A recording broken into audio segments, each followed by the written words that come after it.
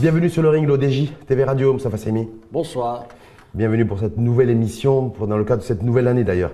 Moustapha Seymi, donc une fois de plus, merci d'avoir accepté de notre invitation et surtout de monter sur un ring et d'enfiler les gants. Moustapha Seymi, je rappelle que vous êtes professeur de droit et politologue. Débat en 3 rounds thématiques avec vous. Premier round, 2024, quelle nouvelle année politique, avec un point d'interrogation. Deuxième round, remaniement ministériel, option ou obligation, avec un point d'interrogation.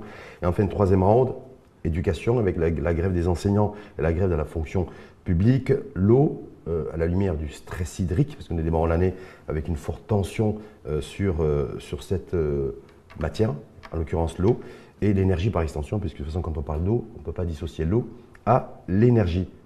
3 bombes politiques à retardement, avec un point d'interrogation. Vous nous direz aussi ce que vous en pensez. Mais sur le premier round 2024, quelle nouvelle année politique, Moustapha Seymi? À quoi faut-il s'attendre?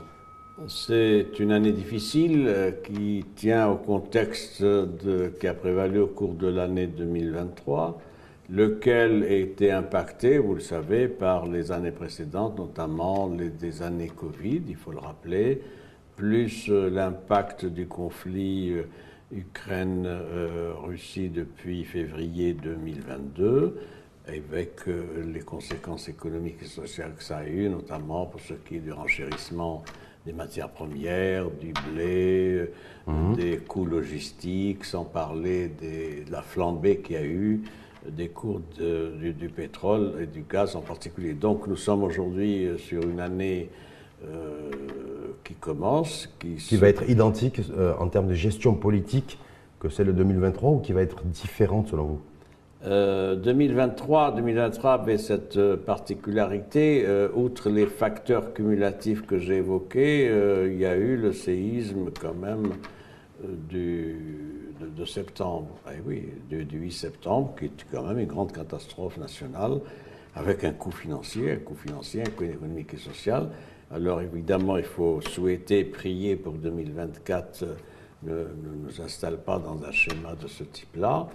Sur cette base-là, l'année 2024 est une année difficile parce qu'il y a un certain nombre de clignotants qui sont en rouge. Est-ce que ça veut dire que le gouvernement dirigé par Aziz Khanouch va être soumis à rude épreuve politique en 2024 et des épreuves politiques beaucoup plus compliquées et beaucoup plus complexes qu'elles ont pu l'être en 2022 et en 2023?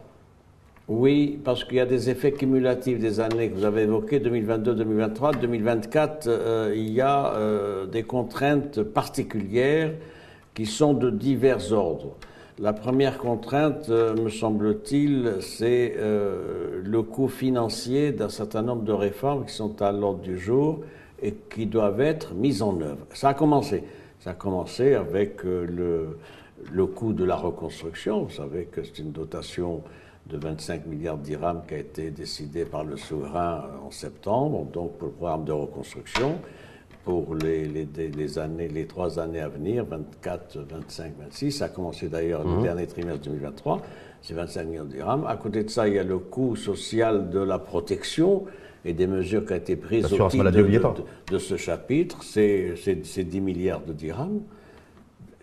Il faut y ajouter ensuite le coût financier d'autres mesures qui ont été décidées. Vous savez, il y a les allocations familiales. Le relèvement de... oui. Mais ça, c'est de la dépense. Est-ce que, Valeur, aujourd'hui, vous considérez qu'en 2024, la gestion politique par le gouvernement, le gouvernement qui est dirigé par 3 partis politiques et dominé par le RNI, va avoir une gestion politique beaucoup plus facile, avant de vous répondre, beaucoup plus complexe. Il y a la loi de finances 2024 qui est applicable. Je sais que vous voulez m'entraîner sur le terrain politique, je vais y venir, mais c'est important de donner des éléments économiques qui pèsent sur la décision politique.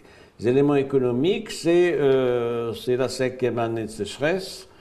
Le gouvernement fait des prévisions, on va travailler sur ces chiffres. La prévision pour la loi de finances 2024, il a prévu 3,7% de croissance. Est-ce que déjà le 3,7%, il ne le fera pas en 2024? C'est pas tenable. Non, c'est pour ça que je vous pose la question. C'est pour ça que je donne ce... Est-ce qu'il faut une année politique? Est-ce que c'est une année politique 2024 où il n'y aura pas de croissance économique? En tout cas, pas les 3,6 points. Les 3,7, vous savez, le gouvernement donne toujours des chiffres optimistes, ça a été toujours le cas. Mais pour ce qui est de l'année 2024 qui nous intéresse aujourd'hui, prévision du gouvernement, c'est 3,7% de croissance. Aujourd'hui, ce que je puis vous dire selon les éléments que j'ai recueillis, c'est qu'on fera un point de moins que 3007, nous sommes à 2,627. 2,627 pour un pays comme le Maroc, ce n'est pas du développement. Il faudra bien qu'on le dise un jour. Est-ce que le pays, donc du coup, en 2024, politiquement, sera gérable pour ce gouvernement, compte tenu que la croissance économique ne sera pas au rendez-vous, que la croissance du chômage, elle a déjà été au rendez-vous avec 2 pics majeurs en 2023, 2 pics records d'ailleurs. Avec 13,5% on a fini l'année pour le dernier trimestre. Est-ce qu'il faut s'attendre à une année politique extrêmement difficile? Difficile, oui, sur plusieurs points. Difficile pour ce qui est du bouclage de la loi de finances 2024 et des financements. Il y a des sommes importantes qui sont à mobiliser. Vous avez parlé de 10 milliards de dirhams, de 25 milliards de dirhams, du coût social, sans compter toutes les charges. Et donc, il y a une difficulté aujourd'hui pour le gouvernement, c'est de la mobilisation de ressources budgétaires. Comment? Soit par l'emprunt international, ce qui a été fait en février dernier, vous savez qu'on a levé sur le marché international 2,5 milliards de dollars. On a la nouvelle ligne de crédit modulable du FMI, vous savez également, qui est importante et qui permet de faire face au choc. Mais il y a un gros problème, qui est posé d'ailleurs par la Banque centrale, le rapport du gouverneur de la Banque centrale, c'est la soutenabilité des finances publiques. Ça veut dire quoi? Ça veut dire qu'il faut recourir à l'emprunt international. C'est pas forcément le meilleur moment aujourd'hui, vous le savez très bien, compte tenu du contexte international, soit l'emprunt intérieur. On n'en parle pas souvent, mais vous savez que l'emprunt intérieur, c'est plus de 2 fois l'emprunt international. Et donc, il y a là des difficultés quant au fait de boucler les charges financières prévues dans la loi de finances. Alors, les marges de manœuvre du gouvernement sont celles-ci. Revoir la fiscalité. Mais ce n'est pas le cas. Il y a eu les assises de la fiscalité en 2019 avec un certain nombre de mesures. Les recettes fiscales ont fini à la hausse en 2023. Oui, elles ont progressé. Elles ont progressé 2023, 5-6%, ça progresse, etc. Mais fondamentalement, il y a une grande mesure qu'il faut prendre si l'on veut avancer. Non seulement pour le développement, la mobilisation des ressources, mais l'équité fiscale, c'est l'élargissement de l'assiette fiscale. Et ça, on en parle de temps en temps dans les discours des ministres, etc. Mais ce gouvernement n'arrive pas à élargir l'assiette fiscale pour des raisons politiques. Est-ce que pour vous, l'année 2024, pour ce gouvernement et pour le gouvernement, donc du coup, de piloter Baris Arnouch, doit s'attendre à des heures, à des moments extrêmement difficiles, compliqués, et peut-être que cette année 2024, de point de vue politique, risque d'être la plus compliquée vécue jusqu'à présent par le gouvernement Arnouch? Ce qui me frappe, c'est c'est au moins 2 éléments. Le premier élément, c'est que ce gouvernement, il n'a pas beaucoup de confiance. Vous connaissez l'indice de confiance des citoyens qui est établi par le HCP, donc c'est indiscutable. Nous avons un indice de confiance de 46%. C'est le plus bas depuis 2008. Il était à 51% il y a un an. C'est-à-dire qu'il y a une crise de confiance. Et il y a une contraction de la confiance des citoyens à l'endroit de ce gouvernement.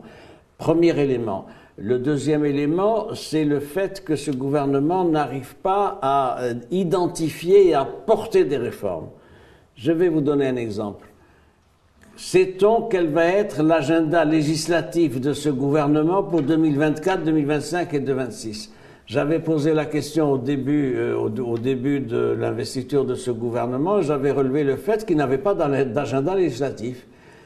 Il pilote à vue. Or, un gouvernement investi pour 5 ans est un gouvernement qui a des mesures, qui a des stratégies politiques, mais qui les décline suivant un échéancier, des séquences, des priorités, c'est pas le cas. C'est-à-dire qu'aujourd'hui, nous ne savons pas quel va être l'agenda législatif de ce gouvernement en 2024 et en 2025, parce que lui-même n'a pas priorisé les choix et les échéances. Glissement sur le deuxième rang, justement, et plus précisément, et je rappelle la thématique, Moustapha Seymi, remaniement ministériel, option ou obligation. Vous allez me dire, on en parle depuis 2 ans et demi, d'un remaniement qui serait plus ou moins imminent à la lumière de ce que vous venez de développer, crise de confiance, décrochage des citoyens et des citoyens à l'égard de l'exécutif et du gouvernement dirigé par Isaac Hnouch.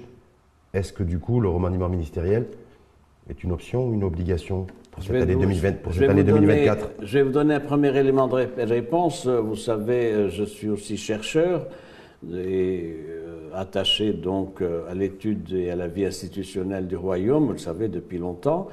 Ce qu'on peut observer, c'est que depuis le gouvernement Haussmann d'octobre 1977, c'est-à-dire il y a 46 ans, il y a toujours eu, pratiquement au milieu de chaque mandature, un réaménagement. C'est pas une règle, c'est pas au jour près évidemment, mais un gouvernement qui est élu pour 5 ans, en général, il connaît des réaménagements, etc. Et ça s'est toujours vérifié, même avec le cabinet d'alternance. C'est intéressant. Le cabinet d'alternance d'Abdelrahmane Youssi avait été nommé en mars 1998. Il y a eu un réaménagement en 2000. Également avec le cabinet Jouto, Abbas Fassi, Benkiren et Othmani. Donc, je serais tenté de dire que, suivant une pratique institutionnelle à peu près établie, il y a en milieu de législature une réévaluation des postes, des profils et des bilans. Aujourd'hui, qu'est-ce qui se passe? Il se passe que d'abord, ce que nous savons, il y a des ministres qui veulent partir. Ah oui, il y a des ministres qui ont fait savoir qu'ils souhaitaient être déchargés. Vous avez des noms là-dessus? Je les ai, mais je ne peux pas les donner. Ah, mais je ne sais pas. On sait qu'il y a des ministres qui veulent partir. Donc oui, il y a des ministres. Est-ce qu'on peut avoir l'identité des Il y a des ministres qui ont partants. exprimé le souhait d'être déchargés pour des raisons familiales, personnelles, d'inadéquation par rapport aux tâches, etc. Il y en a 2, 3, 4 qui ont demandé à être déchargés. Il y a d'autres profils qui manifestement ne sont pas à la hauteur des responsabilités sectorielles qui leur sont confiées.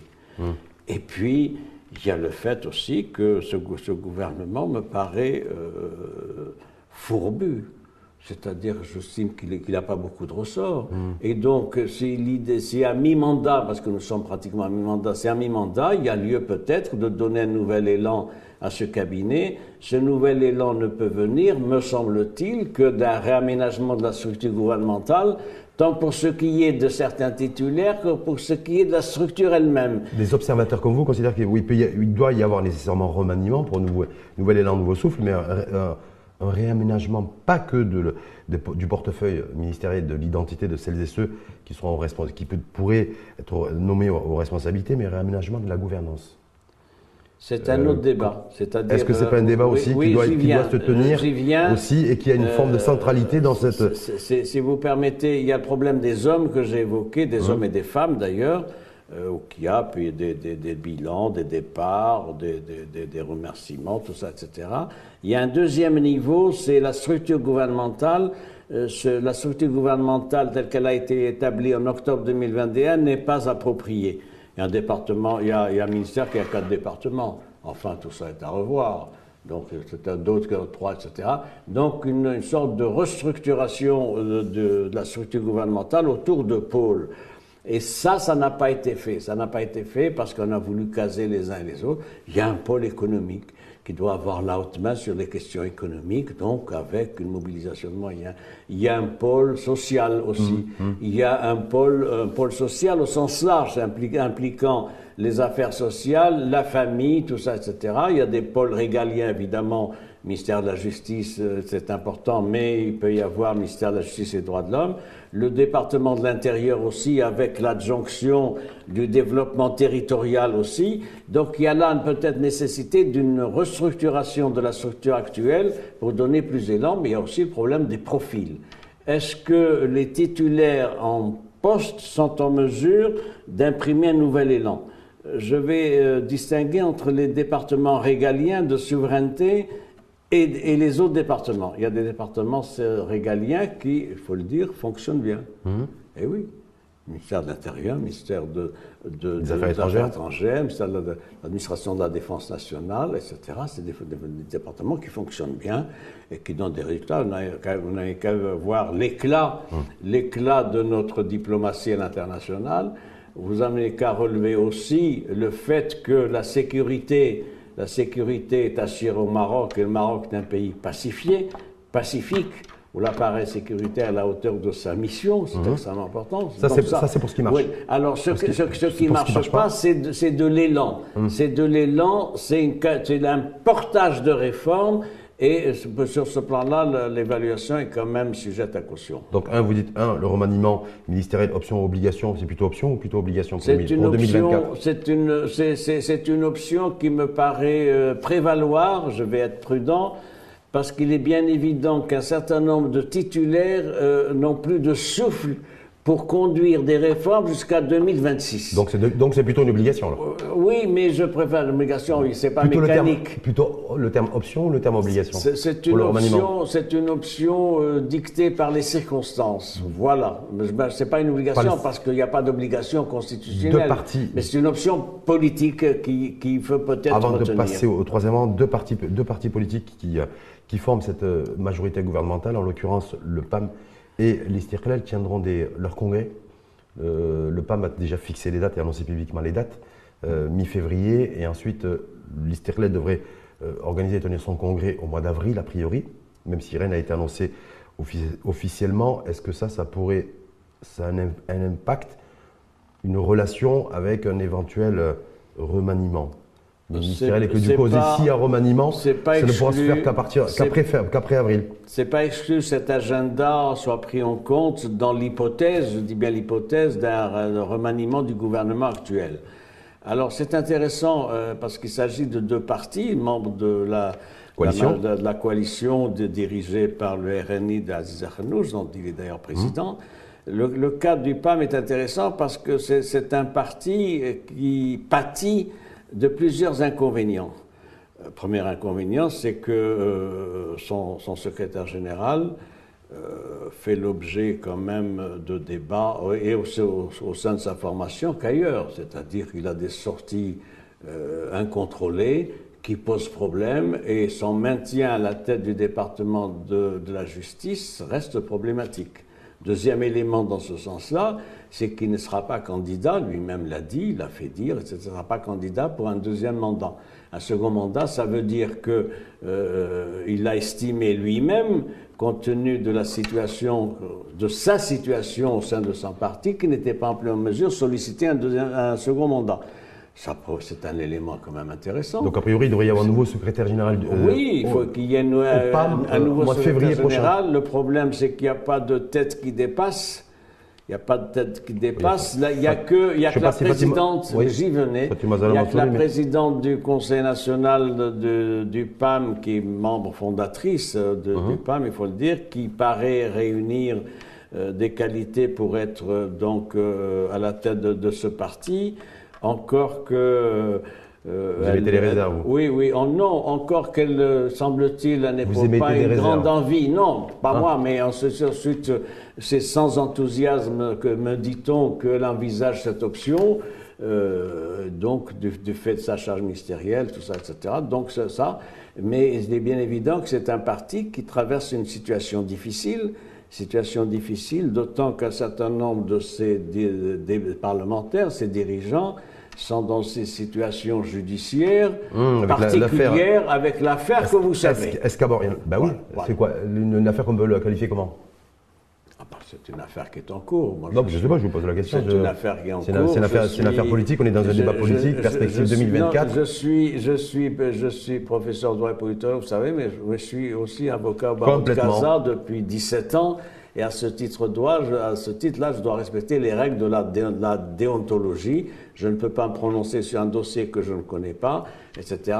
Mais maintenant, la casquette du politologue, évidemment, que cette affaire-là a un effet désastreux sur un parti comme le PAM, qui a été conçu, il faut le rappeler, avec un discours particulier. C'est quoi? La réhabilitation de la politique aux yeux des citoyens, la modernité, la transparence, la reddition des comptes et la démocratie. Vous m'accorderez qu'on est loin du compte et que la perception qui est faite de ce parti-là aujourd'hui est extrêmement négative. Et ça, c'est un élément pour ce cabinet. Troisième round, éducation, eau, énergie, éducation avec la grève des enseignants qui a démarré depuis quasiment plus de 3 mois aujourd'hui, depuis début octobre, et qui continue à se poursuivre même en ce début d'année 2024 et mois de janvier d'ailleurs. L'eau, on l'a bien vu, sortie de Nizar Baraka, ministre en charge entre autres de l'eau et de l'équipement, qui a tiré la sonnette d'alarme. Attention, il peut y avoir des coupures, il y aura des coupures d'eau, il y aura un gros souci en matière de stress hydrique. Le sud du pays n'a quasiment plus aucune goutte d'eau. Et l'énergie par extension, est-ce que là, c'est concrètement 3 bombes politiques à retardement pour le gouvernement et l'exécutif pour cette année 2024? Je ne parlerai pas de bombes, je parlerai du fait que il y a eu une sorte de déni général à voir les contraintes qui allaient s'aggraver au fil des ans. Et ça me frappe beaucoup. L'histoire du stress hydrique, on en parle depuis 20 ans. Moi, je suis témoin, j'ai de la littérature sur ça, des rapports d'experts, etc. Ça fait 20 ans qu'il y a une sonnette qui est tirée pour dire « attention, stress hydrique ». Et le Maroc, ce n'est pas un pays de pluviométrie, c'est un pays donc semi-aride. Donc tout ça, on a laissé faire, on a fait, on a continué, etc. Nous sommes face à cette situation-là. Le problème de l'éducation, c'est la même chose. Tous les gouvernements qui sont succédés ont dit l'éducation, etc. Mais il n'y a pas eu la priorisation de cette politique-là en termes opératoires. On a un conseil supérieur sur la réforme de l'éducation qui a un programme depuis 5 ans et qui n'a été réactivé que depuis 6 mois. Il y a une vision de l'éducation pour la période 2015-2030. On a une vision stratégique sur la réforme de l'éducation qui a traîné, qui n'a redémarré aujourd'hui pratiquement qu'avec l'action de Cheikh Ibn Moussa, nouveau ministre de l'Éducation nationale, le reste, etc. Ce qui me frappe dans ce qui se passe avec le recul, c'est qu'il n'y a plus aucune référence au programme de ce gouvernement.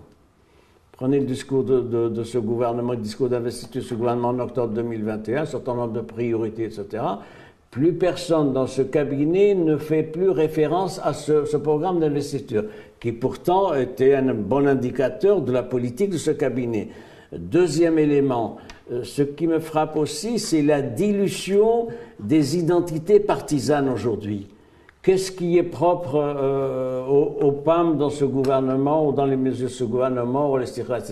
Ce qui me frappe, c'est le fait qu'il y a une dilution des identités partisanes. C'est un processus historique qui avait commencé depuis des années, mais qui se vérifie davantage cette fois-ci avec ce cabinet Arnouch, si bien que c'est des programmes interchangeables, il y a peu de différence entre les uns et les autres, et il y a donc un tronc de réforme qui s'est imposé aux partis politiques.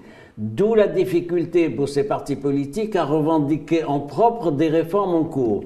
Troisième point, si vous le permettez encore, dans cette ligne-là, nous ne sommes plus dans un schéma et dans un agenda de législature, 21-26. Nous sommes dans un agenda différent, long, c'est 2030-2035. Pourquoi 2030-2035 2030 parce que c'est important, parce que c'est une décennie.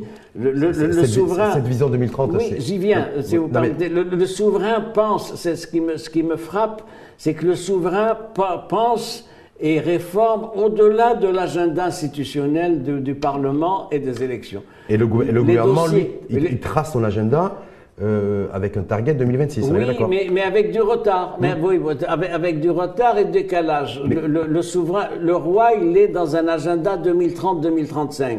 Pourquoi 2035 ? Parce que c'est l'horizon fixé par le nouveau modèle de développement. Je note au passage que ce gouvernement ne fait plus aucune référence à ce nouveau modèle de développement. Mais j'ai envie de vous dire, c'est un peu normal non plus, non ? Il y a l'inflation, il y a la cherté de la vie. Il y a les axes. On est en stress hydrique aujourd'hui, il y a les grèves des enseignants qui durent depuis plus de 90 jours, donc je pense qu'il faut avoir cette flexibilité pour réajuster aussi son agenda électoral, son agenda politique. Je vous invite à relire le texte du nouveau modèle de développement. Il y a un diagnostic qui est fait, qui est un diagnostic pertinent. Il y a aussi une deuxième partie sur les leviers de changement, de transformation. C'est ça qui devrait inspirer ce gouvernement. Grève des enseignants aujourd'hui, plus de 90 jours. Oui. Stress hydrique aujourd'hui, il n'y a plus une goutte d'eau dans le sud. Oui.